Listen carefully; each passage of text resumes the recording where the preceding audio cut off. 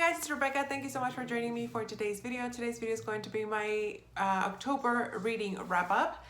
And I am doing a collab with the Fantastic Ladies, with some of the Fantastic Ladies that I like to read, and we're doing the A to Z reading challenge. As of last update, I was still missing 5 letters of the alphabet, and I am happy to say that I have finished 2. So I have still 4 letters left.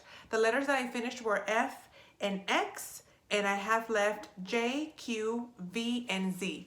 So I don't know if that's gonna happen by the end of in the next couple of months, but we'll see. Reading wise, my reading goal was to read 100 books. So far I am at 87 books. So that means that I have 13 books left to read in the next 2 months, which I think it's totally doable. It's kind of nice that it gives me a little bit of a cushion, and I don't have to read a lot. I have to read like 6 and 7 books each month. So my goal is to read 7 books in November, and then that way I only have to read 6 in December. If I read more than 7, that's great, but that's gonna be my goal. So in October, I read a total of 9 books, and like I said, I completed the letters F and X. But then I'm also doing the BuzzFeed reading challenge, and that is a few prompts, and you're supposed to read a book that fits that prompt. I only have very few prompts left, and I did kind of sort of finish 1 prompt, and I'm kind of cheating on that one, but I'm gonna count it as done.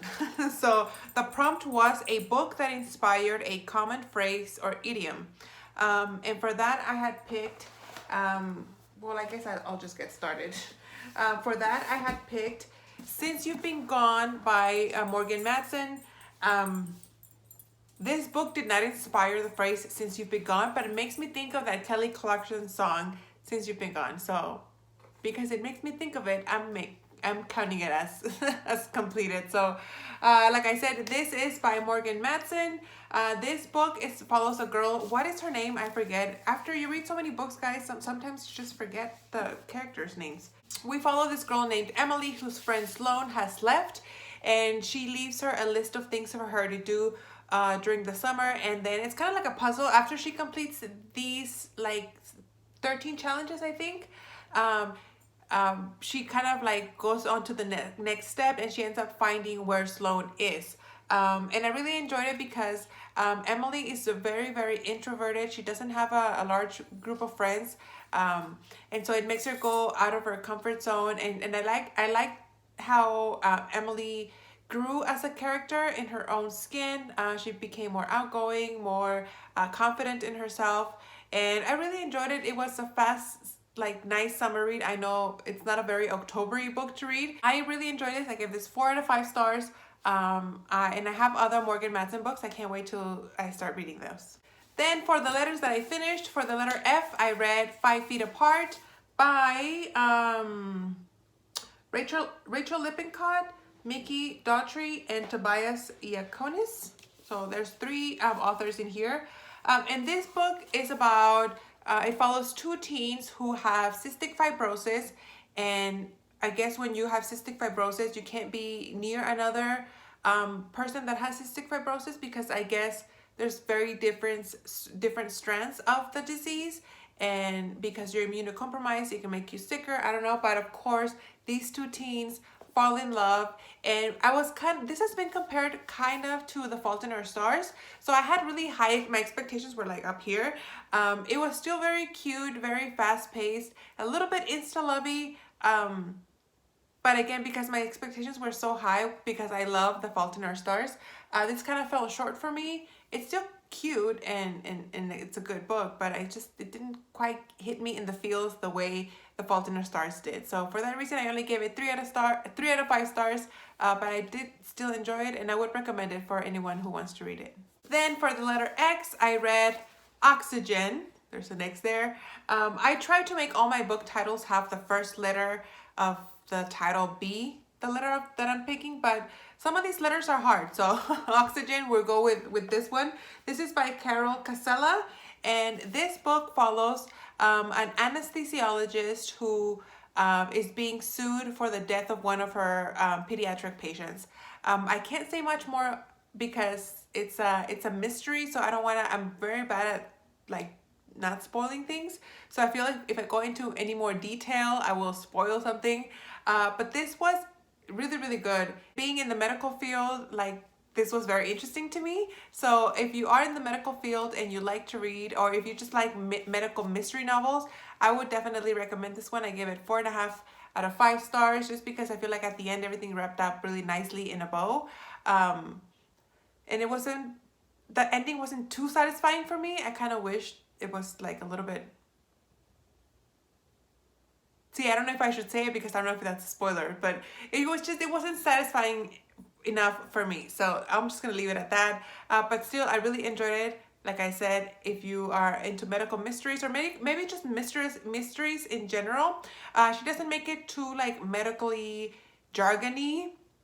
The medical terms that she does uses and the medical conditions that she does mention in here, she does a very good job in explaining it simple and easy, that way that you understand it if you don't have any medical background. But I loved it. I would highly, highly recommend it. And for the rest of the books that I've read this month that don't fit any prompts or letters, I have here Rebecca by Daphne du Maurier. This is a classic apparently, and it's considered to be a romantic suspense book. I didn't find it suspenseful, and I didn't find it romantic either.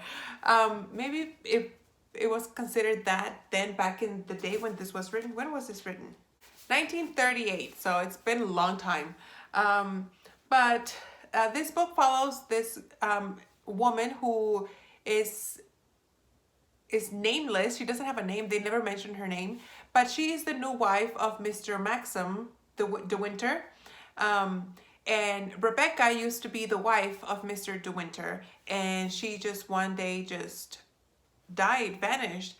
And so the mansion that the estate that they live in, it's kind of like haunted by the memory of Rebecca.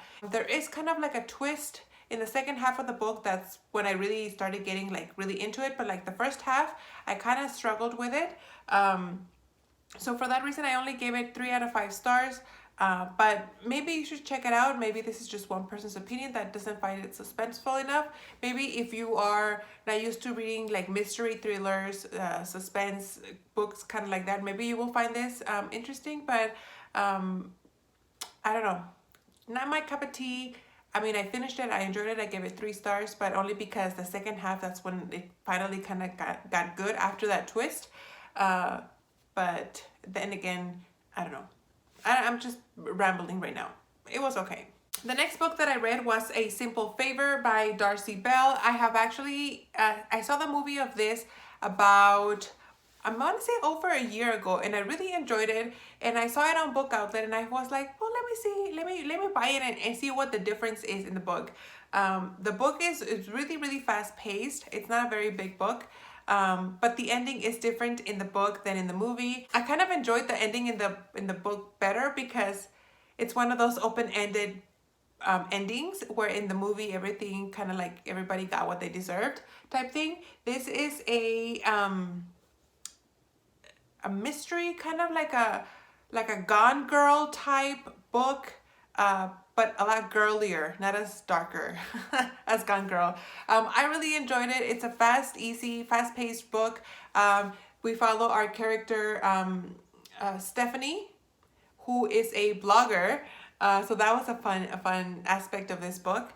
And then she's kind of telling the story to her viewers in her blog. So I really enjoyed it. I think you guys would too. I gave it 4 out of 5 stars if I'm not mistaken. I really enjoyed it.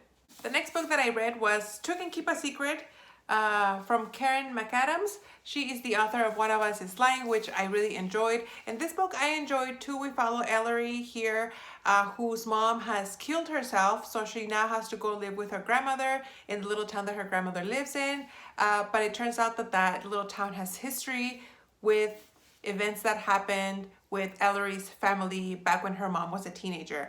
Her mom kind of like left town and never went back there, and she never really spoke about her family and the things that happened to her when she was younger to Ellery. So when Ellery goes back to town, everybody knows who she is and everybody kind of knows what happens, but she doesn't. So it kind of you kind of have to follow Ellery as she discovers things that were hidden from her. And then once she comes into town, things start happening again, things that happened to her mom when her mom was her age. So it was a nice suspenseful read, very interesting, another book that kept me really interested, and therefore it made me read it really fast. And I think Karen McAdams does a good job in writing suspenseful YA books. Sometimes suspenseful YA books are not really that great, but I think she does a good job. And again, I guess I did read quite a few like mystery thrillers this month.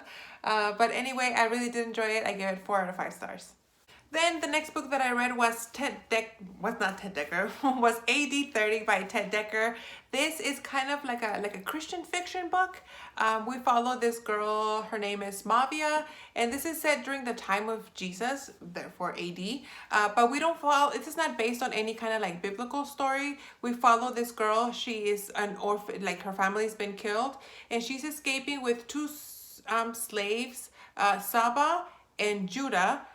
Judah is kind of like the Christian, Saba is kind of like the Roman. This is not based on any kind of biblical story. This is said kind of like in the background of like the biblical stories, like kind of like the side that you don't see on the Bible.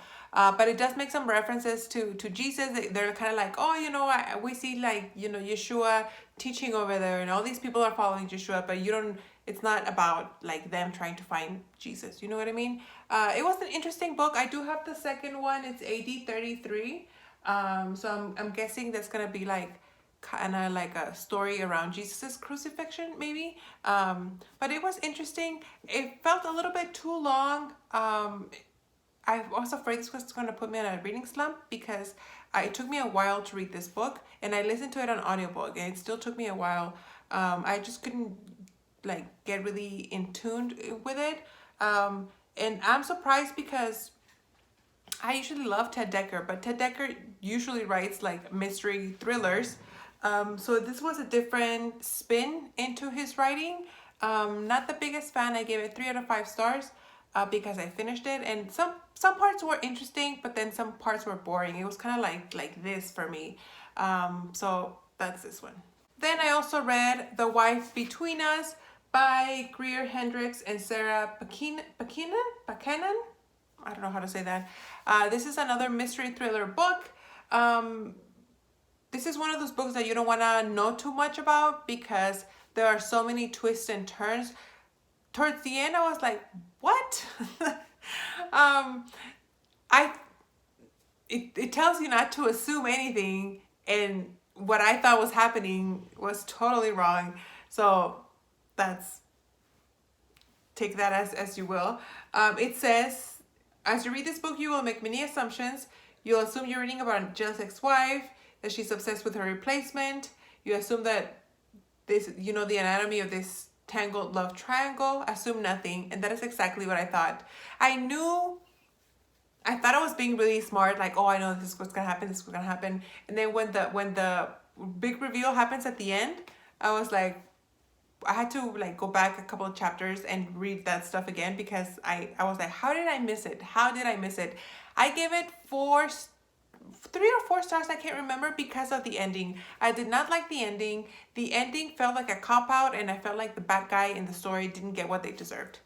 So for that reason, I wasn't very happy about the ending, but the book itself, I really enjoyed. You guys should check it out. And the last book that I have here is Daughter of Smoke and Bone by Laini Taylor. I had been avoiding this trilogy for a long time because a lot of people don't like it. And I was afraid I wasn't gonna like it. It has kind of like really mixed, like polarizing reviews.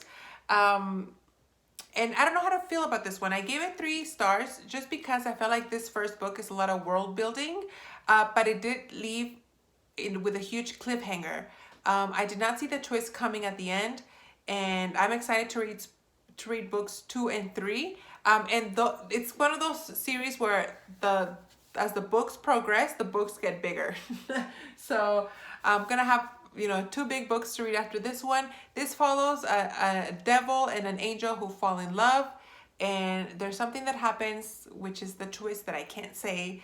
But like I said, most of this book is character development and world building, which was a little bit hard for me because it's kind of like I guess it's considered urban fantasy, and I'm not too familiar or a big fan of that genre. So That's this one. I am excited though to continue on with the series because of that cliffhanger. If it wasn't for that cliffhanger, I don't think I would. But that was this one. So there you have it, guys. Those are the books that I read in the month of October. I hope you guys enjoyed. Don't know if I'm gonna finish the A to Z challenge just because I have those 4 letters left, and I kind of want to read what I want to read. I don't want to force myself to read something that I have to just because it fits the letter. So if it happens, it happens. If it doesn't happen, oh well. But I'll let you guys know. Thank you guys for watching, and I'll see you on the next one. Bye.